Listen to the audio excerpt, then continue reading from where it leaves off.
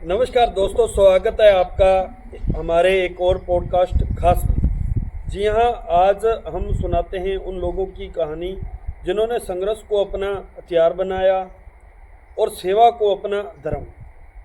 आज हमारे साथ हैं एक ऐसे जन नेता जिनकी यात्रा गांव की गलियों से लेकर जन सेवा की ऊंचाइयों तक पहुंची। आइए जानते हैं उनके जीवन के वो अनसुने किस्से, वो संघर्ष और वो सपने आज लाखों लोगों को प्रेरित करते हैं।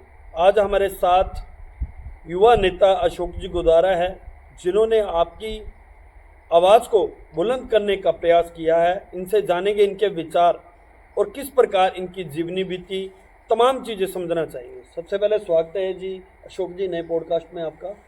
धन्यवाद। आपका बहुत बहुत शुक्रिया कि आप इस ब्रॉडकास्ट के लिए हमारे गांव में और मेरे पास पधारे, उसके लिए आपका कोटि कोटि धन्यवाद। सबसे पहले शुरू कर लेते हैं आपकी जीवनी से। किस प्रकार अशोक गुदारा का जो स्थापना होती है, किस प्रकार राजनीति में आती है? देखिए, राजनीति कोई मेरा उद्देश्य नहीं था और मैंने कभी सोचा भी नहीं था कि मैं राजनीति में जाऊंगा। राजनीति की शुरुआत जब मेरी पढ़ाई ख़त्म हुई, और पढ़ाई ख़त्म होने के बाद में जब सभी सोचते हैं अपने जीवन में कि हमें क्या करना है, ऐसे कुछ विचार करने से पहले ही 2004 का जो अपना किसान आंदोलन है वो चल रहा था। खेत वीरान थे, किसान परेशान थे, हर वर्ग, मजदूर वर्ग के सबके बुरे हाल थे। खेतों के अंदर ये अनाज पैदा होने से रह गया था। ऐसी स्थिति के अंदर यहाँ का जो इलाका है ये बिल्कुल भयावह स्थिति से गुजर रहा था। और उस आंदोलन के दौरान जब हमने देखा कि इस तरह से इलाका उजड़ रहा है और हम भी उस आंदोलन के शरीक बने, तब मैं बहुत छोटा था और उस आंदोलन में भाग लिया। तो उस आंदोलन में भाग लेने के दौरान मुझे ये पता लगा कि वो पहला, हमारी ज़िंदगी का पहला एक ऐसा आंदोलन देखा था, बड़ा आंदोलन। और उसके अंदर उस समय हम नहीं जानते थे कि राजनीति क्या होती है, किस तरह से कुचला जाता है, किस तरह से दबाया जाता है। तो उस समय हमारे को सिवाय उस आंदोलन के और कुछ दिखाई नहीं देता था। उस समय मैं नरेगा के अंदर मेट लगा था जी। आजीविका चलाने के लिए। तो मैं नरेगा के अंदर पहले मजदूरी करता था और फिर मैं मेट लग गया। तो मेरे पास जितनी भी लेबर थी, मैंने उस समय ये सोचा कि अगर लोग बाग जितने आंदोलन के अंदर ज़्यादा जाएंगे गरसाना के अंदर, उतनी जल्दी खुशहाली आएगी। तो मुझे आज भी याद है वो दिन। मेरे को उस समय जो सेक्रेटरी था उसने और कई जो अधिकारी थे उन्होंने दबाने की कोशिश की, ब्लैक लिस्ट करने की कोशिश की। मुझे कहा कि तुम पर मुकदमे हो जाएंगे। लेकिन मैंने सिर्फ वीरान खेतों को देखा और उस समय ही वो पहली बार मैंने बिना डर के कोई काम किया था। और पूरी नरेगा की जो लेबर थी 10 ट्रालियाँ भरी गई कुंडल गांव से 13 MLD में वो काम चल रहा था, 14 MLD में। तो वहाँ से मैं 10 ट्रालियों के अंदर वो नरेगा की लेबर भर करके, और उस आंदोलन के अंदर पहली बार मैंने उस आंदोलन में भाग लिया इतने लोगों के साथ। तो उस आंदोलन के अंदर थोड़ा सा ऐसे, मतलब वहाँ के अगुवा नेता थे या तो उनकी जो नज़र पड़ी, जब उनको ये बात पता लगी, मैंने उनसे भी बात की कि ये मुझ पर मुकदमे कराने की बात कर रहे हैं, भविष्य में तुम्हें मेट नहीं लगेगा। तब मेरे लिए मेट कलेक्टर जैसी नौकरी थी। तो मैंने कहा ये हटा भी ना दे, ये गलत था। शुरुआती दौर में जब होता है तो बिल्कुल बिल्कुल बिल्कुल। तो फिर उन्होंने कहा कुछ नहीं होगा, आप इलाके की लड़ाई पहले है, वो बाद की बात है, बात देखे जाओ। और फिर उस आंदोलन में का मैं ऐसा तगड़ा एक पारिवारिक सदस्य बन गया। और उस आंदोलन में जोरदार तरीके से जितना मुझसे हो सका, उस समय जितना मुझे ज्ञान था, मैं खूब लड़ा। फिर वहाँ मुझे माइक पे बोलने का मौका भी मुझे मिलता। तो इलाके की बर्बादी के जो है वहाँ पे किस्से जो है वो लोगों से, बड़े बड़े लोगों से बहुत कुछ सुनने को मिलता, सीखने को मिलता। उस आंदोलन के दौरान फिर मेरे पर मुकदमे हो गए। तो फिर मेरी वो जो नौकरी वाली आस थी वो तो भी टूट, क्योंकि मुकदमे भी इतने हो गए, संख्या मुकदमों की ज़्यादा हो गई। उस समय खूब लड़े। उस समय तो कुछ सोचा ही नहीं कि क्या होगा क्या नहीं होगा। तो सरकार ने उस समय दमन करने के लिए जैसे जैसे आगे आए वैसे वैसे मुकदमे ठोक दिए, मुकदमे चले। और उसके बाद में एक ही चीज़, फिर मैंने पीछे मुड़ के देखा ही, फिर संघर्ष ही मेरा जीवन बन गया। और फिर मैं इसी रास्ते पे चल पड़ा।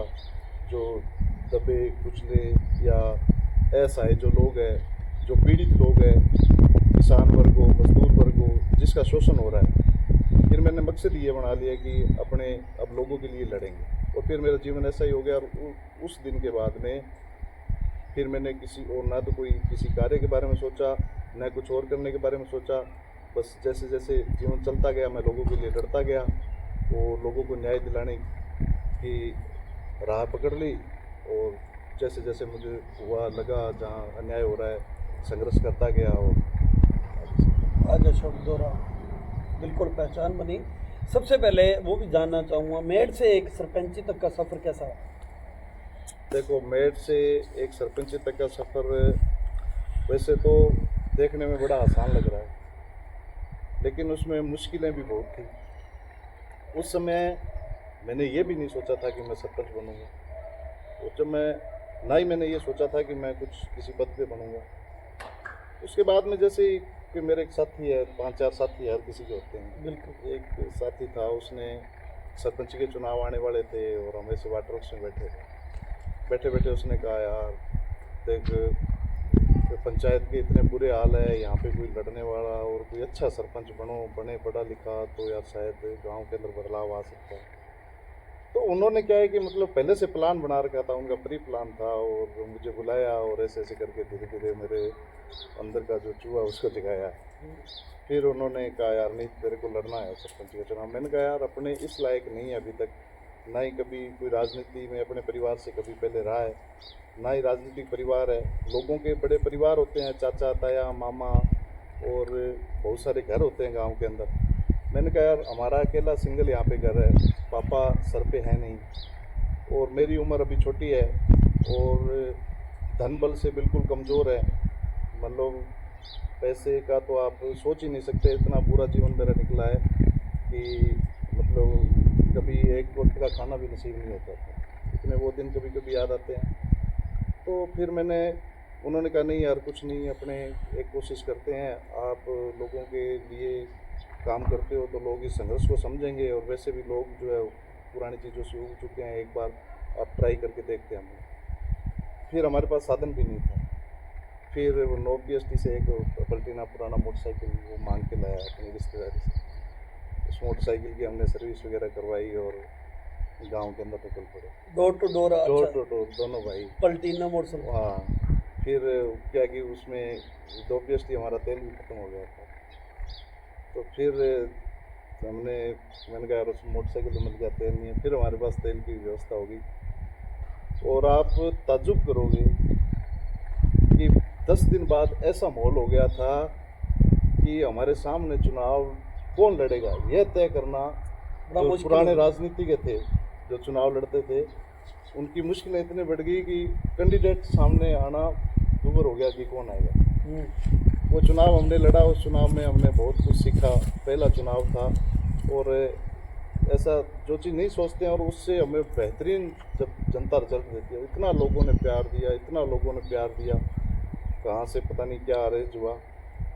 हालांकि चुनाव तो मैं 64 वोटों से वो हार गया था, लेकिन मुझे पहली बार ये एहसास हुआ कि जनता जो है एहसान फरोश नहीं है। जनता जो है, जो लोग कहते हैं कि यार लोग बदल जाते हैं मौके पे आके, लोग साथ नहीं देते, ये कहावत गलत साबित हो गई। मुझे ये लगा कि लोग वास्तव में एहसान को समझते हैं, बात को समझते हैं, और वो मेरी ताकत मतलब मुझे पता लग गई कि लोग तुझे चाहते हैं। फिर मुझे और हौसला हो गया। और उसके बाद में जब नेक्स्ट चुनाव आया, तब तो मेरे को पता ही नहीं लगा कि चुनाव कैसे हो गया, कब सरपंच बन गए, कब चुनाव हो गया, क्या चीज़ें कहाँ से अरेंज हो गई। मुझे ऐसे मतलब चुनाव वाला दिन था, वोट पोलिंग हो रही थी, उस समय कहाँ से कौन वोट ला रहा है, कैसे पोल हो रहा है, कौन व्हीकल ला रहा है, क्या है, मुझे कुछ भी पता। मुझे 3 बजे लड़के यहाँ से पटाखे लेने चले गए। अच्छा। मैंने फ़ोन किया, कहाँ हूँ, जिसको फ़ोन करूँगा पटाखे। और मैंने कहा, यार अभी तक तो वोटिंग का समय पड़ा है और आप पटाखे लेने चले गए।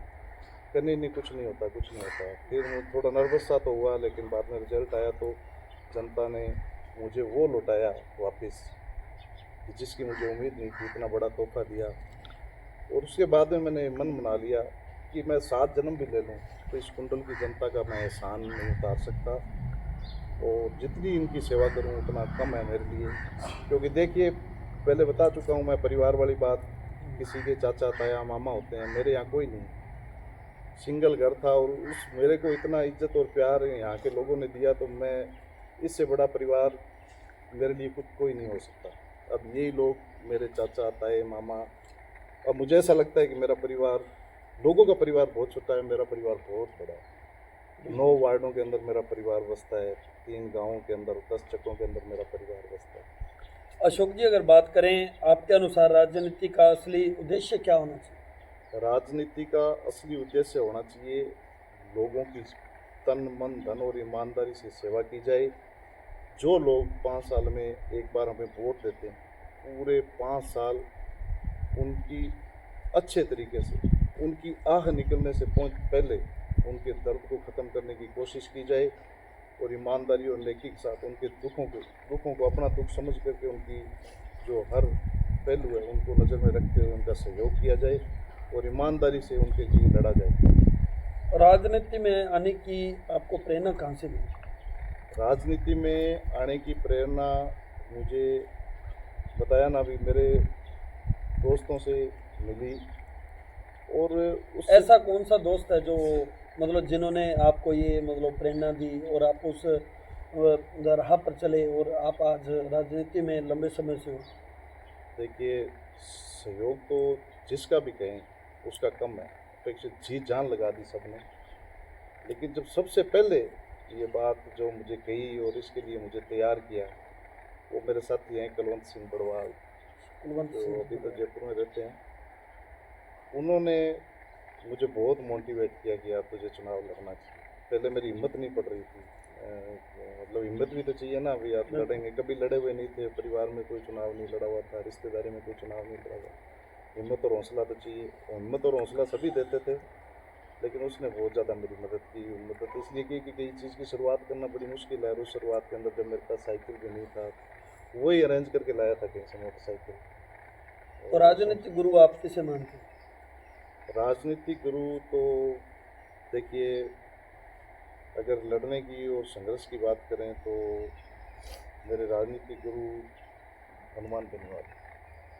अब उसे पहले तो मिले नहीं थे? पहले मिला नहीं था, पहले तो मैं सिर्फ संघर्ष आंदोलन से मेरा स्टार्ट हुआ, लड़ना कैसे है, क्या कैसे करना है, कभी मैंने नेतृत्व नहीं किया। और जब नेतृत्व करना मैंने शुरू किया, तब तक हनुमान बेनीवाल से मेरी प्रेरणा ये है कि पार्टी 2018 में बनी, लेकिन पार्टी बनने से पहले जब वो वहाँ से क्यूंसर से एमएलए होते थे, वो पार्टी नहीं बनाई हुई होती थी, एक सिंगल एमएलए होते थे, तब से मैं उनका फैन रहा हूँ। पार्टी तो 2018 में बनती है, उससे पहले वो 3 बार एमएलए रह चुके हैं, तो जब से वो एमएलए बने थे तब से मैं उनका फैन हूँ। आंदोलन खड़ा करना अपने आप में कितनी बड़ी बात है? बहुत बड़ी बात, बहुत बड़ी बात है आंदोलन खड़ा करना। आंदोलन खड़ा करना बड़ी बात नहीं है, लेकिन आंदोलन को अंजाम तक पहुंचाना, उसका रिजल्ट निकाल के लाना और वास्तव में उसको जीतना, और उसकी जीत की खुशी पीड़ित और जो शोषित लोग हैं वो मनाएं, तब उसकी जीत मानी जाती है आंदोलन की, आंदोलन जीत लिया गया। और यहाँ तक का जो सफ़र रहता है उसमें नेतृत्व करने वाले लोगों को बड़ी मुश्किलें आती है, लोगों को जगाना पड़ता है, अवेयर करना पड़ता है, फिर उनको हर बात गहराई से समझानी पड़ती है, फिर वो लड़ने के लिए तैयार होते हैं। और जब मोर्चा बन जाता है तब बहुत सारी चीज़ें रहती है कि बीच में कई चीज़ें ना आ जाएं, बीच में तोड़ने वाले भी आते हैं, जोड़ने वाले आते हैं, उसको सही ढंग से सुचारू रूप से चलाना, ये एक ईमानदार आदमी होता है जो उसको अंजाम तक पहुंचा सकता है। वरना आंदोलन तो बहुत सारे होते हैं, हमारी आंखों के सामने हमने फेल होते भी देखे हैं और उजड़ते भी देखे हैं और उसको जीतते हुए भी देखे हैं। खुद को अशोक द्वारा किस प्रकार पहचानते हैं? कितने आंदोलन खड़े किए हैं और कितनों में जीत मिली? आम लोगों को अवेयर करने में क्या चुनौतियाँ हैं? बात करें 1-2 आंदोलन को छोड़कर, मैंने मेरे जीवन की छोटी से छोटी और बड़ी से बड़ी लड़ाई को जीता है। कईयों में समय लग गया, कई थोड़ी लंबी चली गई, कई का परिणाम जल्दी आ गया, लेकिन ऐसा कभी नहीं हुआ कि मैंने किसी काम को हाथ में लिया या किसी काम के लिए मैं किसी के लिए लड़ा, किसी दफ्तर में लड़ा और वो काम नहीं हुआ। ऐसा बहुत कम हुआ है। हाँ, 1-2 चीज़ें हो जाती है, सबकी बातें माननी पड़ती है, जैसे पीछे मैं पानी की टंकी पर चढ़ा था, वो बड़ा मेरा फैसला था, और मैं ये सोच के चढ़ा था कि गांव की सारी समस्याओं को ख़त्म करके नीचे उतरूँगा। फिर कुछ अपने ही लोग होते हैं, उन्होंने मतलब समझौता किया और उन्होंने गारंटी ली। और मुझे क्या है कि मैं अधिकारियों पे तो भरोसा करता नहीं। मुझे पता है कि काम करवाने का तरीका थोड़ा सा अलग रखना पड़ता है, और काम अधिकारी जब तक दबाव के अंदर है तब तक ही काम होते हैं। दबाव हटा वो पूछते ही नहीं है कौन है। तो मुझे तो इस चीज़ का पता था, लेकिन मैं उनका मन रखने के लिए मैंने कहा अपने तो जब मर्जी दोबारा लड़ाई खड़ी कर लेंगे, दोबारा मैदान तैयार कर लेंगे। एक बार ये भरोसा दे रहे हैं तो उन अधिकारियों से और सरकार से ज़्यादा भरोसा मुझे अपने लोगों पर था। ये गारंटी ले रहे हैं तो होगा। तो फिर उसको एक बार पोस्टपोन किया, मैं नीचे उतरा, लेकिन उसका आधा रिजल्ट मिला, पूरा नहीं मिला, आधा मिला। और आधा अब जब दो लोग दोबारा मन बनाएंगे उस दिन ले लेंगे। अशोक जी, एक बात समझना चाहूँगा, बचपन कैसा बीता और क्या तब से ही राजनीति का सपना था या हालात ने दिशा दे दी? देखिए, राजनीति का सपना नहीं था, ये तो हालातों ने दिशा दे दी। बचपन मेरा बहुत टफ, मुश्किल और दुखों भरा बीता। मुझे आज भी याद है कि उस समय जब हम छोटे होते थे तब संसाधनों की बहुत कमी होती थी, और खेती बाड़ी भी उस समय थी, और कुछ हालात भी अच्छे नहीं रहते थे। मैं जब 5वीं कक्षा से 6ठी में हुआ तो यहाँ से 12 MLD में पढ़ने जाना पड़ता था, और 12 MLD हम पढ़ने जाते थे तो उस समय 1-2 लड़कों के पास साइकिल होती थी, मेरे पास साइकिल नहीं होती। तो हम बहुत सारे लड़के थे मेरे साथी थे जिनके पास नहीं थी। हम यहाँ से पैदल 12 MLD जाते थे। इतना बड़ा बस्ता वो गट्टे वाले उसका होता था, वो लटका करके हम 12 MLD जाते थे और पैदल वहाँ से वापस आते थे। उस समय साइकिल की मेरे को इतनी खुशी थी, मतलब ऐसा लगता था कि जैसे आज फॉर्चूनर लाने पे वो खुशी नहीं होती। उस समय वो लालसा थी कैसे भी घर वाले साइकिल लाए। उस समय हमारे रिवाज होता था, किसी के पास साइकिल होती थी वो कहता कि हम 2 जनों को खींच के ले जाओगे तो हम आपको चढ़ा लेंगे। फिर 3 बस्ते और 2 लोगों को कभी कभी मौका मिल जाता था तो फिर उनको खींच के लाते थे। तो ऐसा जीवन था। रास्ते में रुकते थे, बेर खाते थे आराम करने के लिए बेरियों से, और धूप और सर्दी के अंदर पैदल जाना आना। उसके बाद में मुझे साइकिल ला के दी है, फिर उस साइकिल से आना जाना किया। उस समय कॉपी पेन के लिए या एक एक कॉपी को हम जो पेज बच जाते थे उनके बीच में से 3 निकाल करके और उनको फिर दूसरी कॉपी में लगा करके उसको फ्रेश कॉपी बनाते थे।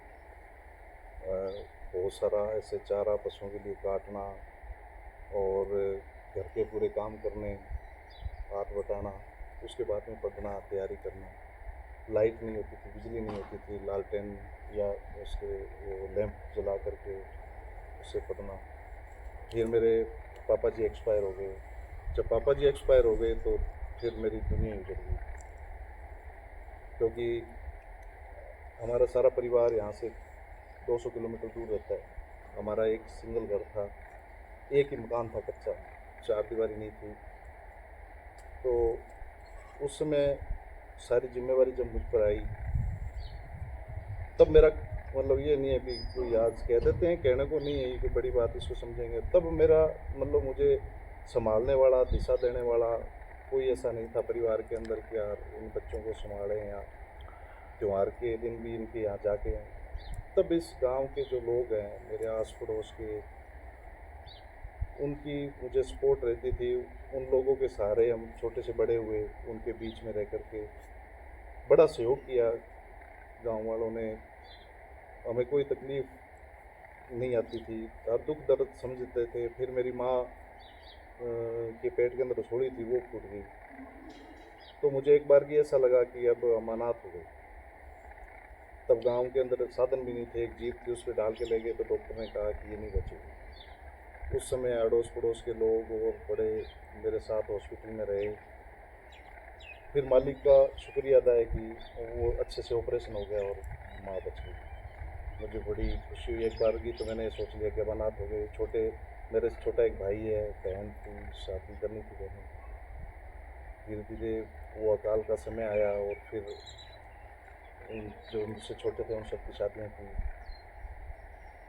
और उसके बाद के अंदर धीरे धीरे जीवन जब संघर्ष की राह पर चले, ज़िंदगी को समझा, उस समय बहुत सी बुरी आदतें अगर लगा लेते या कोई ऐसी संगतियों में ऐसे पड़ जाते तो शायद मेरा भी घर आज बर्बाद हुआ होता। लेकिन मेरा शुरू से रहा है कि मैं उन मुश्किलों को देखने के बावजूद में मैंने कभी गलत राह नहीं चुना, कभी ऐसा रास्ता मैंने नहीं चुना जिससे बदनामी हो या नीचे देखना पड़े मेरे परिवार को या मेरे गांव वालों को।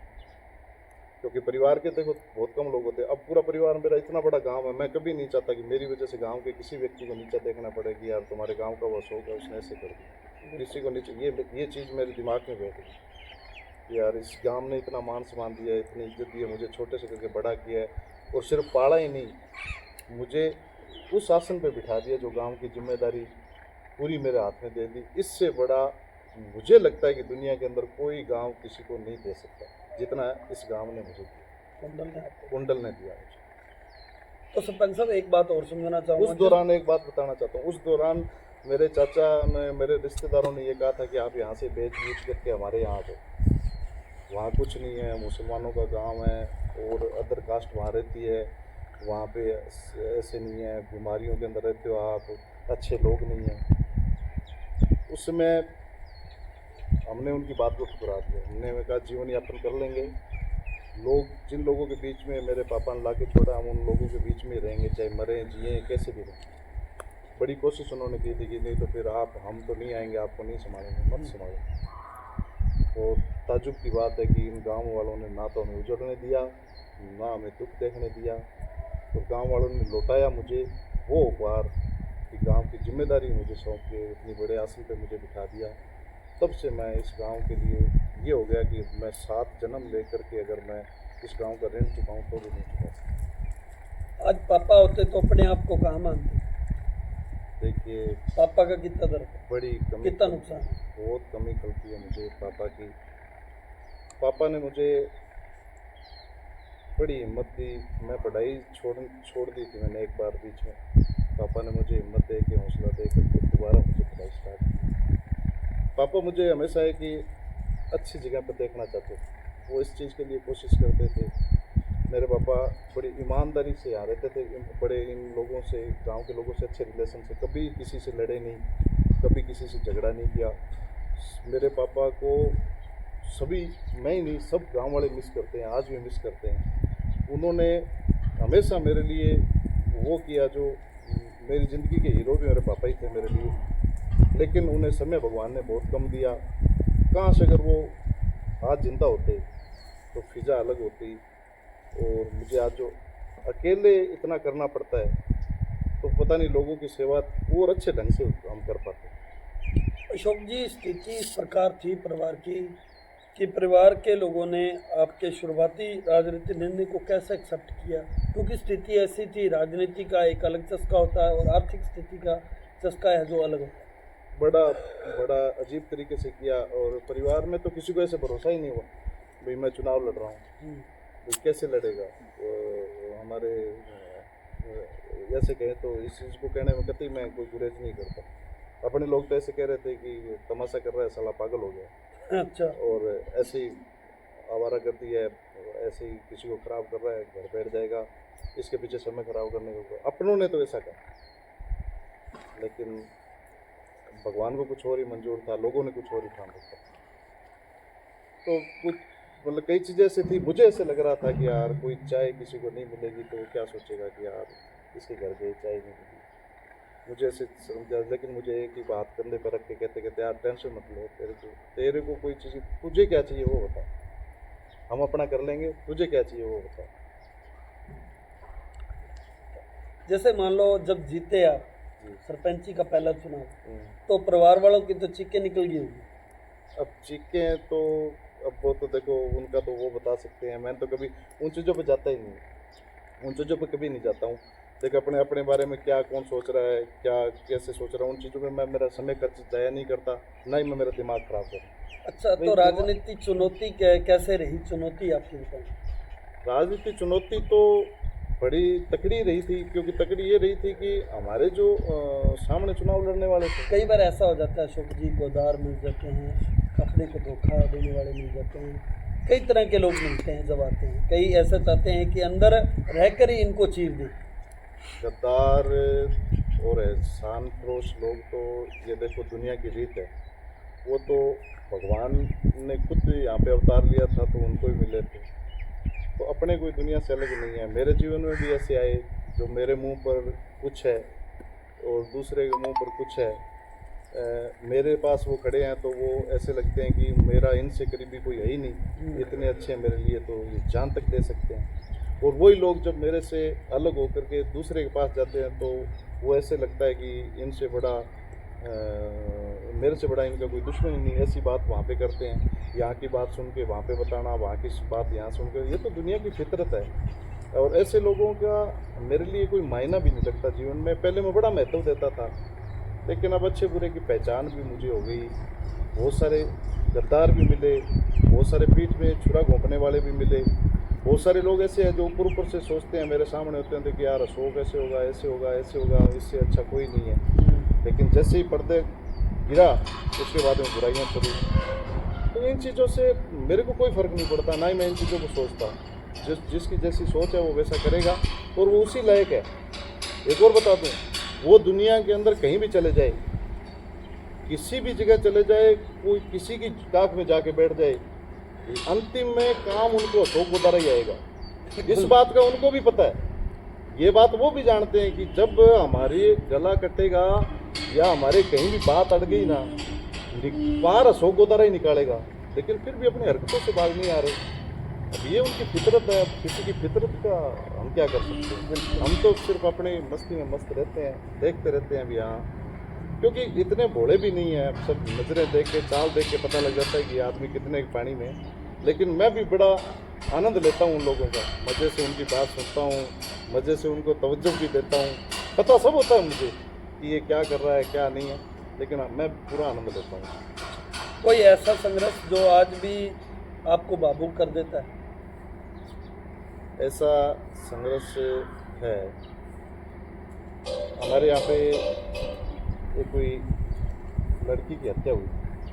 अब हत्या हुई थी या वो क्या था, ये चीज़ें तो देखो पुलिस का इन्वेस्टिगेशन का काम होता है, लेकिन उस समय हमारे पूरे गांव को ये लगा था कि इसकी हत्या हुई है। मैं उसके लिए लड़ने के लिए मैंने थाने जाके धरना लगा दिया। धरने के अंदर थोड़े थोड़े लोग भी आए, इधर उधर भी आए, न्याय नहीं मिला।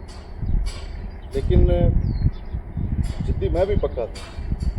एक दिन वो धरना इतना बड़ा रूप ले गया कि यहाँ पे एडिशनल एसपी को आना पड़ा और उनको 3 घंटों के अंदर सबको राउंड अप किया और उसमें हमारी जीत हुई। और उसी दौरान उस धरने के अंदर 2-3 लोग हमारे से आकर के जुड़े। उनके भी बहन बेटियों का मर्डर हुआ था और मर्डर एकदम दिख रहा था। हम पुलिस वालों के साथ गए, जगह मुआयना किया, लेकिन उन लोगों को न्याय नहीं मिला। कहानी स्पष्ट होते हुए भी सबको पता था कि ये ऐसे हुआ। और वो पुराना दबा हुआ मामला था, वो साथ आए हमने उनके लिए। तब मैंने उस कहानी को पूरा सुना ना, देखा, तो मैं बड़ा भावुक हुआ। आज भी मुझे वो चीज़ याद आती है ना तो मुझे बड़ा दुख होता है कि यार वो अगर उस समय थोड़ा सा और जोर लगाते तो उसको न्याय दिला देते। मैं उसको न्याय नहीं दिला सकता। वो आपको मतलब आज भी। अच्छा, तो जनता को भरोसा दिलाना ज़्यादा कठिन है या खुद को साबित करना? देखो, खुद को साबित करने वाली लाइन में तो मैं हूँ ही। मैं कभी खुद को साबित करना ही नहीं चाहता, ना ही कभी खुद को साबित करने वाले को। हाँ, भरोसा दिलाना कठिन जरूर है, किसी को कठिन जरूर है, लेकिन इतना भी मुश्किल नहीं। भरोसा अगर हम ईमानदारी से भरोसा दिलाते हैं तो कोई ज़्यादा मुश्किल काम नहीं है। लेकिन जब हम पहली बार किसी को जाके ऐसे लगते हैं तो हमारे बारे में या किसी और के बारे में ऐसे लोगों का सुना का ही ऐसा होता है कि जल्दी से विश्वास नहीं होता है। लेकिन इतना नामुमकिन काम नहीं है भरोसा। अच्छा, अपने संघर्ष के दिनों की कोई ऐसी घटना बताइए जिसने आपके अंदर का नेता जगा दिया हो। संघर्ष के दौरान अंदर का नेता, ऐसे बहुत सारे पल आए, बहुत सारे पल आए हैं। तो बहुत सारी ऐसी, कई बार ऐसा हुआ है कि जब हम, आजकल का ज़माना ऐसा है, जब हम प्यार से किसी को सही दर्शाने की कोशिश करें ना कि यार साहब इसको न्याय मिलना चाहिए, ये इतने दिनों से दुखी है, हम इसके लिए लड़ रहे हैं, तो कोई उस पर ज़्यादा सीरियस नहीं लेता। फिर जब हम अपनी ताकत दिखाते हैं पूरे जोर के साथ, तब वो उनको पता लगता है कि यार हाँ वास्तव में फिर भी तो वो करते हैं, लेकिन वही काम पहले कर देते तो उसको न्याय मिल जाता है जी। लेकिन आजकल ऐसा चीज़ें फिर अपना रूप अपनाना पड़ता है। अब बहुत सारे जो होते हैं लोग कि उनकी राजनीति चापलूसी से भरी होती है। अब जब जनता का नौकर है, हम किसी के ऑफिस में जा रहे हैं, फिर वो नखरे दिखाता है कि 5 मिनट रुको, 2 आदमी अंदर आ जाओ, 5 आदमी अंदर आ जाओ। हमारा तो ऐसा सिस्टम नहीं है। हम तो जाते हैं कहीं जनता को लेकर के काम होते हैं, तो मैंने तो कई बार कहा है, एक बार आपके सामने ही कहा था, एक अधिकारी ने कहा था 5 आदमी क्यों तेरे पैरों को मेहंदी लगी हुई है। इतनी जनता चल के आई है यहाँ पे, वो दुखी है, तो उस कुर्सी पे बैठा है और तू जनता का दुख 2 कदम बाहर आके नहीं सुन सकता। किस चीज़ का अधिकारी? अभी नौकर हमारा है और हमारे को ही तू कह रहा वहाँ, ऐसा अपना तो फितरत नहीं है। और आपके सामने आया भी था चल। बिल्कुल। मैं कहीं भी धरना लगाता हूँ तो ज्ञापन लेने के लिए या बात सुनने के लिए अधिकारी बीच में आते हैं, आपने नोटिस किया हुआ है। पहले भी वो विनोद छिपा जी ने धरना लगाया था, तब तहसीलदार जी और आनंद शर्मा हमारे बीच में आते थे, बात करते थे। यार आजकल यहाँ की रीति रिवाज है कि यार बस ये रहते हैं चापलूसी की, मैं नज़र में रहूँ, मैं नज़र में रहूँ। 5 आदमी की लिस्ट बनाई, हम जाएंगे अंदर, जाके पता नहीं क्या खुसर खुसर करके आते हैं, मटिया मेट कराते हैं आंदोलन। लेकिन हमारे तो ऐसा नहीं है, हम तो यहाँ आओ, यहाँ बैठ के बात करो, सबके सामने ऊँगली मुड़ कौन थोड़ा होगा जो सामने हो, सामने होगा। हाँ बिल्कुल होगा, और होता भी है। बिल्कुल अशोक जी, जिस प्रकार ये किसान आंदोलन चलते हैं, आपने देखा होगा कि इसकी अगुवाई 5-4 नेता की, और वो नेता करते हैं जो किसानों को धोखा देते हैं अक्सर। मेरा मानना ये है, निजी मैं मानता हूँ, क्योंकि किसानों के सिरों के पीछे ही किसानों की जीत मिलेगी। चाहे नेता हो, चाहे किसान खुद आंदोलन खड़ा करें। लेकिन यहाँ के नेता का रीति रिवाज ऐसा बन चुका है कि 5 बंदे गए, बात की और आगे, और लोगों को बता दिया कि हमने ऐसा वैसा कर दिया और आगे ये करना है। मतलब वो लोग ही सिर्फ आंदोलन को चला रहे हैं। आम किसानों की प्रतिक्रिया लेना उनको ऐसा लगता है कि अपने आप में ज़्यादा जरूरी है। ये क्यों? देखिए, दरअसल बात ये है कि हम भी सुनते हैं, आप भी सुनते होंगे कि अब गड़साना पहले जैसा नहीं रहा। बिल्कुल। अब पता है कि फसलें उजड़ रही है, खेत वीरान हो रहे हैं, लेकिन लोग आंदोलन में भाग नहीं ले रहे, लोग आंदोलनों में आ नहीं रहे। अब प्रतिक्रिया ये सुनने को मिलती है कि यार लोग हो ही ऐसे गए, लोग चाहते ही नहीं लड़ना, लोग चाहते ही नहीं है कि खेतों के अंदर खुशहाली आए, लोगों को चमचागिरी की आदत हो गई है। लोग ऐसी बातें करते हैं, हकीकत ये नहीं, हकीकत इससे परे है। लोग भी वही है, लड़ने वाले भी वही है, लड़ना भी चाहते हैं लोग, लेकिन दिक्कत वहाँ नहीं है, दिक्कत लोगों में नहीं है, दिक्कत नेतृत्व में है। 2004 का आंदोलन हुआ, बात समझौते तक पहुंच गई, अजमेर जेल का समझौता हुआ था, बिल्कुल, लेकिन लागू नहीं हुआ। 7 हमारे किसानों ने यहाँ शहादत दी। उसके बाद में जो भी आंदोलन हुए, लोग बाद में ये चीज़ समझ गए कि हमारा सिर्फ इस्तेमाल हो रहा है।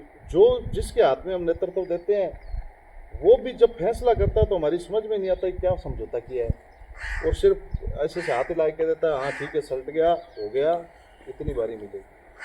अब लोग ये सोचते हैं कि यार हम इतनी बारी के लिए लड़े थे या हम इस समस्या का समाधान कराने के लिए लड़े थे।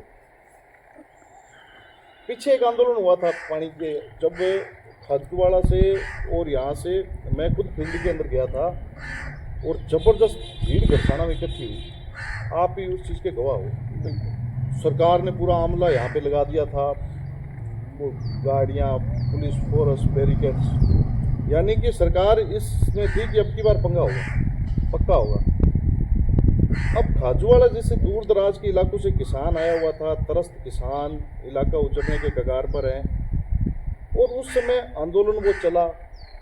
चीफ भी यहाँ आया, वो बीएसएफ के अंदर वार्ता हुई, लेकिन जैसे जैसे ऐसे लगा भी आंदोलन ये और तेज होगा, लोग और ज़्यादा मतलब आक्रोशित हुए और लड़ लेते, उस समय भी बड़ा तगड़ा आंदोलन खड़ा होता। बिल्कुल। उसके बाद में कुछ दलाल टाइप के अधिकारी यहाँ आते हैं, उनको बागडोर दी जाती है, फिर इधर दुकानों में बैठ करके बातें होने लगती है, वार्ताएं होने लगती है, और वार्ता होने से पहले ही टेंट उखाड़ने स्टार्ट कर देते हैं अगवा नेता। लोग सोच रहे हैं ये क्या हो रहा है, यहाँ तो आग सुलगने वाली थी, सामान समेटा कैसे जाता है, जा रहा है। और फिर हुई वार्ता और आगे कहते जी 3 पानी मिल गए हमारे को, हमारी किसानों की जीत हो गई। किसान मायूस हताश कि यार 3 पानी के लिए थोड़ी लड़े थे, और ये फैसला हमें मंजूर नहीं है। किसान, आम किसान जो लड़ने वाला, वो चीख चीख के कह रहा है। और उसके अंदर एक नेता की वीडियो वायरल भी हुई थी, वो कहता कि तू जा, तू करा ले, ज़्यादा ले ले, वो ले ले। नेतृत्व तो वैसे हो गया, आंख दिखाने लग गया कि यार इन्होंने पता नहीं हमारे लिए क्या ही कर दिया। अरे लड़ने वाले लोग हैं, लड़ाके लोग हैं, लोगों के बल पे लड़ाई जीती जाएगी। तुम अपनी राजनीति चमकाने के लिए आज 3 पानी पे आकर दिया। फिर लोग सोचे यार जब ये 3 पानी 1 पानी ये हम इस लायक है क्या, हमारी औकात इतनी है क्या 1-1 पानी के लिए लड़ने लगे हम। तब लोगों ने सोचा कि ये तो हमें बेच रहे हैं, हमारा इस्तेमाल कर रहे हैं। उसके बाद में फिर आंदोलन हुआ, फिर वही कहानी हुई। और अब की बार जब नौजवान कुछ करना चाहते थे, पीछे आंदोलन हुआ और एकदम चीफ यहाँ आ गया था।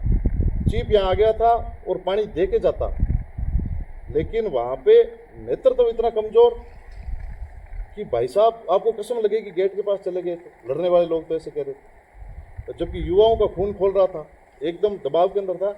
और उन्होंने 10 मिनटों में डोर देख लिया नेताओं का, और ठेंगा दिखा के चीफ चला गया। और लोग बेचारे मायूस होकर घर को आ गए, और दोबारा आंदोलन खड़ा नहीं हुआ। ये कमज़ोर नेतृत्व जो है, अब जनता नेतृत्व पर भरोसा नहीं करती। बिल्कुल। अगर जनता के लिए लड़ने वाला हो, ईमानदारी से लड़ाई, तो आज भी मैं बात कहता हूँ कि गड़साना वही गड़साना और वही लोग और वही आग मैं आपको लगी हुई बता दूँ, अगर नेतृत्व मजबूत हो तो। लेकिन लोग इसलिए आंदोलन से उग गए हैं कि ट्रालियाँ ले लेकर के वहाँ पे उनके लिए भीड़ इकट्ठी करो, और बाद में आना जाना कुछ नहीं है, वो अपना काम कर लेंगे, हमें मुंह लटका करके आके खेतों के अंदर वहीं जुट जाना है, और कुछ मिलना मुलना नहीं है। ये जहर का घूंट पी करके जो है किसान बैठे हैं, लड़ाइयों से उग गए हैं, लड़ने के लिए तैयार है। ये मैं आपको बता दूं, किसान लड़ने के लिए तैयार है, और एक दिन लड़ेंगे।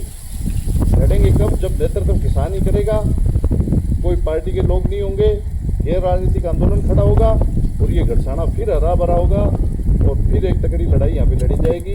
ये बात मेरी याद रख लेना। लेकिन ये तब जब किसान समय लड़ेगा, जब तक राजनीतिक पार्टियां नेतृत्व कर रही है, ना तो लोग भरोसा करते हैं, ना उनके वहाँ ढिंडोरा पीटने से कुछ होने वाला है। तो देखो आप, जो भी सत्ता के अंदर नहीं होता है, वो वांदरी बिछा के बैठ जाता है। बिल्कुल, ये रीति रिवाज ही चल रहा है बताओ अक्सर। भाई, अब जनता समझती नहीं है क्या? जनता सब समझती है। अब जो पहले वो सत्ता के अंदर थे, तो वो दरी बिठा के बैठे थे। अब तुम्हारे पास सत्ता आ गई ना, तुम चला दो नदियाँ, जोड़ दो नदियाँ से नदियाँ, कर दो, डुबो दो इलाके को, है। लेकिन करता कोई नहीं है। अब वो सत्ता के अंदर नहीं होंगे तो वो दरी जोड़े। ऐसे ऐसे नेता आ गए जी यहाँ पे, तो वो 5-5 साल विधानसभा में रह गए, उनको ग्रुप का पता नहीं है, एक ग्रुप में से 2 ग्रुप में 3 क्या होते हैं, 4 में से 2 क्या होते हैं, उनको रेगुलेशन का पता नहीं है, कैसे बनता है, पानी के आंकड़े उनको पता नहीं है। आज तक इतने 7-7 हमारे लोग शहीद हो गए, इतने आंदोलन हो गए, और आज की तारीख तक मजाल है अगर उनको पानी के आंकड़े बता देते। ये क्या का नेतृत्व है सब? ये इन लोगों ने सब लोगों को, किसानों को, मजदूरों को, इनको ठगने में लगे हुए हैं, उल्लू बनाने में लगे हुए हैं। नेतृत्व खत्म है यहाँ कहानी, कुछ नहीं। अच्छा, तो शुभ जी, आपके लिए नेता शब्द का मतलब या पद है या पहचान है या जिम्मेदारी? जिम्मेदारी। जिम्मेदारी जिम्मेदारी को समझेगा, उसकी पहचान अपने आप बनेगी। जब पहचान बनेगी तो नेता अपने आप बन जाएगा। सबसे पहले जिम्मेदारी को समझना सबसे पहले जरूरी है। आप किस विचारधारा को राजनीति में सबसे जरूरी मानते हैं? विचारधारा ये है कि एक तो हम किसी में भेदभाव न समझें, कि कौन अपने लिए काम कर रहा है, कौन किसी दूसरे के लिए काम कर रहा है। जब हम राजनीति के अंदर है और कोई हमारे पास उम्मीद लेके आया है, जो हमारे से आस लगाए बैठा है, हमारे ऊपर विश्वास रखता है कि यार फलाना आदमी ये काम कराएगा, और वो हमारे पास आता है, हमारे दरवाजे पर आता है, और तब हम सोच लेते हैं कि यार ये तो हमारे साथ नहीं। वो सबसे बड़ी दुर्भाग्य की बात है। जब हमें लोग इस लायक समझते हैं और वो हमारे दरवाजे पर आते हैं और हमें हौसला करके, हिम्मत करके काम करते हैं, हम ईमानदारी से उसका काम करवाएं, ईमानदारी के साथ उसके साथ कंधे से कंधा मिला के खड़े रहें और उसको न्याय दिलाएं, चाहे वो कोई भी है। वो चीज़ मज़ेदार राजनीति। आपका एक बात और बताता हूँ और सुनना भी चाहूँगा आपके मुंह से। आप इस इलाके में रहते हैं, यहाँ कांग्रेस और बीजेपी का एक वोट बैंक है। आपने कांग्रेस को भी देखा, बीजेपी को देखा और आरएलपी को देखा। तो आरएलपी में आपको क्या खास लगा? आप इस विचारधारा से जुड़े, आपको क्या मतलब इसमें खासियत दिखी? क्या ये पार्टी अपने से ही है चुननी चाहिए, और इस इलाके में उस पार्टी का कोई वजूद भी नहीं था? देखिए, सबसे पहले हमारे यहाँ पे पानी का आंदोलन हुआ, कम्युनिस्टों ने लड़ाई लड़ी, तब हम लड़ाई के साथ थे, संघर्ष के साथ। मैं तो सदा ही संघर्ष के साथ ही रहा हूँ। बिल्कुल। संघर्ष करने वाले लोग ही मुझे पसंद है। उसके बाद के अंदर दोनों पार्टियाँ, मैं ही नहीं, आपको बड़े से बड़ा आदमी बता देगा कि जो सत्ता में पार्टी है वो किसान विरोधी पार्टी है। किसान मरे उजड़े उसको कुछ नहीं लेना देना। किसान की विरोधी पार्टी है, अमीरों की पार्टी है। और जो कांग्रेस है उसने भी कुछ वो चमत्कार नहीं कर दिया गया, कोई जादू की छड़ी नहीं दे दी लोगों के हाथों के अंदर। रोते तब भी लोग थे, रोते अभी भी। बिल्कुल। लेकिन बात ये है कि चलो ठीक है, ये तो जनता का दुर्भाग्य है या हमारा, कैसे भी समझ लो, लड़ना और लड़के न्याय दिलाना, ये सबसे बड़ी बात है। हनुमान बेनीवाल का मैं इसलिए फैन हूँ कि हनुमान बेनीवाल का आप एक ही लड़ाई या एक ही आंदोलन ऐसा बता दो जो फ्लॉप हुआ हो, जिसमें न्याय नहीं मिला हो। जहाँ सत्ता में जो पार्टियां बैठी उनके हाथे से खड़े हो जाते हैं ना, फिर हनुमान को याद करते हैं, और हनुमान रात का 1 बजे आए तो 1:30 बजे फैसला हो जाता है। आधे घंटे के अंदर रात के कमिश्नर को और बड़ी बड़ी सरकारों को आधी रात में 1 बजे सड़क पर खड़ा रखने की औकात और हिम्मत हनुमान रखता है। इसलिए मैं हनुमान का फैन हूँ। हनुमान कभी किसी डरा नहीं, किसी से लड़ जाता है, भिड़ जाता है। राजस्थान के अंदर लड़ाका ही एक है, उसके बराबर कोई लड़ाई करने वाला एक आदमी बता दो, मैं राजनीति छोड़ दूँ। कभी गरीबों के लिए, 36 कौम के लिए लड़ता है। और लड़ाई लड़ने वाले और संघर्ष करने वाले लोग मुझे पसंद है। मैं ये नहीं कहता भाई कांग्रेस, बीजेपी या कम्युनिस्ट, लड़ाके किसी भी पार्टी के अंदर हो सकते हैं। जो जनता के लिए लड़ते हैं, जो जनता के लिए संघर्ष करते हैं, जो आम लोगों की पीड़ा को समझते हैं, मैं उन सब का फैन हूँ। और जो राजनीतिक मलाइयाँ खाते हैं, अपना उल्लू सीधा करते हैं, उनकी मेरे यहाँ कोई जगह नहीं है। ना मैं उनको सलाम ठोकता हूँ, ना जी हजूरी करता हूँ, ना उनकी चमचागिरी करता हूँ। वो अपने हैं, मैं अपने हूँ, अपने घर की खाते हैं, किसी से मांग के नहीं खाते। वो मेरे लिए कोई मायने नहीं रखता, चाहे किसी के बड़े से बड़े पद पर बैठा है, मैं उसको कोई मान और सम्मान नहीं देता। और जो किसान, मजदूर और गरीब, शोषित, पीड़ित को जो जिसके लिए लड़ता है, जो वो छोटे से छोटा व्यक्ति हो, उसको मैं हाथ जोड़ करके, नमन करके, नमस्कार करके और उसकी इज्जत करता हूँ। अशोक जी, एक बात और बताएं, आज गढ़साना में कुछ ऐसा आंदोलन होता है, वहाँ पे मान लो आपको न्याय नहीं मिलता, आपको न्याय की सीढ़ी नहीं मिलती, तो तब क्या लगता है हनुमान बेनीवाल आपके बुलावे से आ सकता है? आ जाएं जिस दिन आवश्यकता होगी गढ़साना को, क्योंकि या कभी ऐसा संयोग बना कि अब बात हद से ज़्यादा जा रही है, तो बुलाऊंगा और आ भी जाएंगे। और पहले आए भी है, पहले आए भी है। कुछ लोग अलग क्रेडिट ले रहे थे, आपको याद होगा जब मदन गेंद्र पानी की टंकी पर चढ़ा था, जी जी, उसमें विनोद जी चिंपा ने बैनर लगाए थे गाड़ियों पे कि हनुमान जी ने ये पूरा फैसला करा दिया और मदन गेंद्र को नीचे उतार दिया और पट्टा मिल जाएगा। उसके बाद में एंट्री होती है पूर्व विधायक पवन दुग्गल की। उन्होंने वार्ता की प्रशासन के लोगों से, उन्होंने कहा कि मैं पट्टा दिला के लाऊंगा, ये अधिकारी मुझे लिखकर। तो वो मामला चलो चला गया अपने आप में, और मदन गेंद्र सेफ्टी के साथ पानी की टंकी के नीचे लगा। लेकिन उस समय बात आ रही थी कि हनुमान बेनीवाल ने फ़ोन किया है, ये मतलब क्या मामला था? बिल्कुल डीजीपी को फ़ोन किया था हनुमान जी। वो किसके कहने पे किया था? मैंने खुद ने फ़ोन किया था। अच्छा। मेरे पास फ़ोन आया था गढ़साना से विनोद जी ने फ़ोन किया था, हमने खुद ने फ़ोन किया था, डीजीपी से बात की थी कि वहाँ पे ऐसी व्यवस्था हुई है और एक नौजवान टंकी पर चढ़ा हुआ है सुबह से और प्रशासन नीचे खड़ा खड़ा तमाशा देख रहा है, उस बंदे को सेटिस्फाई करके नीचे उतारो, नहीं तो कल मैं बरसाना आऊँगा। अच्छा, ये बात बोली। बिल्कुल बात हुई थी और उसके 15 मिनट के अंदर आप देखें कैसे भागे फिर रहे थे प्रशासन वाले। बाद में देखो क्रेडिट का तो आजकल रिवाज है जी, जमाना है, हर कोई लेने को दौड़ता है? बिल्कुल। तो वो तो देखो जैसे जैसे तैसे उनका भी सहयोग अच्छा रहा होगा, बस ठीक है, मानते हैं, जो चीज़ें दिखती है वो दिखती है। बिल्कुल। एक एक लाइन में बताइए, आपकी पहचान क्या है और आप किसके लिए राजनीति कर रहे हैं? देखिए, राजनीति में लोगों के लिए कर रहा हूँ जो वास्तव में शोषित और पीड़ित है, जिनका कोई धनी दौरी नहीं है, जिसका कोई नहीं है, बेसहारा है, असहाय है, या जहाँ जहाँ मुझे आवश्यकता होती है जिनके लड़ने के लिए, उन लोगों के लिए न्याय की लड़ाई में लड़ रहा हूँ। मेरे जीते जी मैं उनके साथ अन्याय नहीं होना दूँगा, चाहे वो कोई भी हो। उन लोगों के जब तक यहाँ दुखी जिस तरह के लोग टाइप के रहेंगे, मैं मेरी राजनीति चालू रखूँगा और उनको न्याय दिलाने के लिए मैं लड़ता रहूँगा। क्योंकि आप पहले पूछ रहे थे कि मेरा कोई ज़्यादा बड़ा सिस्टम तो है नहीं, मुझे तो सिर्फ लोगों की सेवा करनी है, ना मेरी कोई ख्वाहिशें हैं, ना कोई मेरा कोई बड़ा कोई ऐसा वो सिस्टम है कि धन बनाना है या कोई।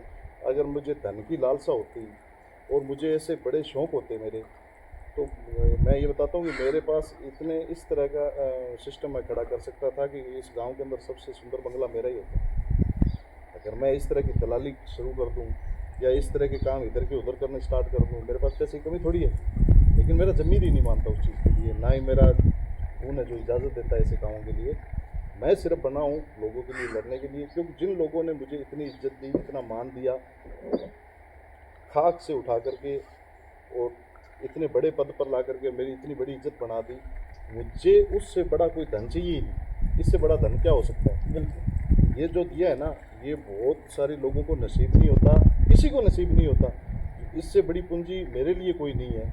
इस गांव पंचायत के लोगों ने जो मुझे मान दे करके यहाँ तक पहुँचा दिया, ये मेरी सबसे बड़ी कमाई है और ऐसी कमाई हर कोई कर नहीं सकता। अब ना तो मेरे लिए कोई धन मायने रखता है, ना मेरे लिए कोई पैसे मायने रखता है, ना मेरे पास मेरे लिए कोई बंगले मायने रखते हैं, ना ही कोई शौक मायने। शौक मैं कह रहा हूँ ना भी मैं दिमाग से टेंशन फ्री हूँ, मैं किसी चीज़ की लालसा नहीं रखता। अब आप बताओ, हम मैं 5 भाई बहन, 3 बहनें हैं, 2 भाई।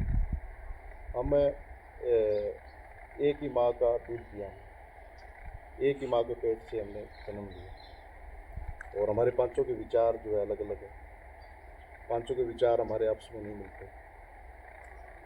अब हमारे पांचों में से किसी के पास बहुत सारा धन है, किसी के पास कम है, किसी के पास ज़्यादा है। अब चाहे कोई उनमें से हेलीकॉप्टर लाए, जहाज़ लाए, चाहे बंगले बनाए, गाड़ियाँ लाए, मैं मेरे घर पे चारपाई पे बैठ के खाना खा रहा हूँ, मैं संतुष्ट हूँ। मैं दूसरों की देख के क्यों जलूँ, उसके पास ये है, उसके पास ये है। ना तो मैं ऐसा दिमाग में रखता, ना किसी के बारे में सोचता भी उसके पास क्या है नहीं। हाँ, वो उनके पास है, वो उनको भगवान ने दिया है, वो और फले फूले। मैं जितना हूँ मेरे घर की सूखी मिसी खा करके मैं मेरा आनंद हूँ, टेंशन फ्री हूँ, उतने में मैं बस मेरा जीवन मज़े से जी रहा हूँ, मैं उतने में संतुष्ट हूँ, मैं लालसा नहीं रखूँगा। तो ऐसे किसी के बारे में सोचना, फालतू की टेंशन रखनी और दिमाग को ख़राब करना, हमें कुछ नहीं चाहिए भाई। हमें जो कुछ मिला है वो बड़े बड़े लोगों को हासिल नहीं होता, जिन्होंने अपना जीवन और ज़िंदगी पूरी गुजार दी उनको हासिल नहीं हुआ। आप कभी सोच सकते हो कि जो अनाथ हो गया छोटी उम्र में, जिसका बाप चला गया, जिसके घर पे एक टाइम के खाना नहीं बनता, उस लड़के को इतने सर आँखों पर बिठा करके लोग और आज ऐसा बना देगा कि पूरी पंचायत के अंदर कोई भी काम होता है कि अशोक को पूछो। बिल्कुल ऐसा नसीब होता है किसको? किसी को नहीं। इससे बड़ी और पूंजी क्या होगी, इससे बड़ी और कमाई क्या होगी? चुनाव आने वाले हैं, क्या विचार? विचार तो अब लोग बनाएंगे, मेरे को क्या, मेरा तो विचार, मैं आपको कहता हूँ अपना तो रेडीमेड है। ठीक है, ठीक है, विचार बनाएंगे लोग, और लोगों ने विचार, एक तो ना अब चुनाव आने वाले हैं, अब लोगों ने तो 1.5 साल पहले विचार बना लिया, अपना नेता खड़ा, लोगों ने तैयारी कर ली, 1.5 साल पहले लोगों ने सरपंच बना दिया, इस पंचायत के लोगों ने सरपंच चुन दिया 1 साल पहले। अब तो औपचारिकताएं बाकी रही है, अब तो औपचारिकताएं बाकी रही है, भी माला पहना करके वो एक प्रमाण पत्र मिलता है ना, वो बाकी रहा है। बाकी गांव के लोगों ने सरपंच तो चुन दिया, अब किसे चुना ये बाद में बताएंगे आपको। ये उन्होंने तैयारियां कर रही है। धन्यवाद अशोक जी, आपने बहुत समय दिया पॉडकास्ट के लिए, बहुत बहुत धन्यवाद आपका। शुक्रिया जी, शुक्रिया। जी बिल्कुल दोस्तों, ये थे हमारे साथ अशोक जी गुदारा, जिनकी कहानी एक ऐसी है, यात्रा जिसमें संघर्ष में उम्मीद थी और उम्मीद में बदलाव की एक नई सोच। अगर आपको ये एपिसोड पसंद आया तो इसे शेयर ज़रूर करें और इस संघर्ष की कहानी को तमाम लोगों तक पहुंचाना अपने आप में बड़ी जिम्मेदारी रहती है। और असली राजनीति सेवा शुरू किस प्रकार हुई और सत्ता का किस पर इन्होंने उपयोग किया, तमाम चीज़ें इस पॉडकास्ट में मिलेगी आपको। और अगले एपिसोड में एक नई कहानी, एक नए प्रेरणादायक बंदे को हम लाएंगे और किस प्रकार उनकी संघर्ष की कहानी, तमाम चीज़ें आपको दर्शाने का प्रयास करते हैं। और ये मंच हमारा स्पेशल तौर पे उन लोगों को मिलता है जिन लोगों ने ग्राउंड से उठकर अपना पहचान बनाई, तमाम लोगों के न्याय के लिए खड़े रहे। न्याय मिला नहीं मिला, लेकिन उनकी लड़ाई में शामिल होना अपने आप में बड़ी बात है। आज आप राजनेता देख सकते हैं, उनके पास समय नहीं, समय की बहुत मुश्किलें रहती हैं, लेकिन एक ऐसा नेता है जो प्रत्येक व्यक्ति को समय देता है। तो प्रत्येक व्यक्ति को समझना चाहिए कि वो नेता आपको क्यों समय दे रहा है। उनके घर पे के काम होंगे, उनके हो सकता है उनके बिजनेस में बिजी होंगे, लेकिन फिर भी आपके साथ हैं। आप कल्पना करिए, आने वाला समय आपके हाथ में है और वो हाथ एक ऐसी ताकत है, वो एक नई सोच के साथ साथ एक नई उम्मीद को खड़ा कर सकता है। उम्मीद करूँ आपसे ही कि ये आपको पॉडकास्ट अच्छा लगा होगा और आप शेयर करेंगे और आप अपनी प्रतिक्रिया ज़रूर देंगे, क्योंकि इसमें तमाम सवाल किए गए हैं, चाहे किसान आंदोलन हो, चाहे राजनीति हो, चाहे पार्टियों की बात हो, तमाम चीज़ें हमने दर्शाई है इसमें। तो आप अपनी प्रतिक्रिया ज़रूर दें। धन्यवाद।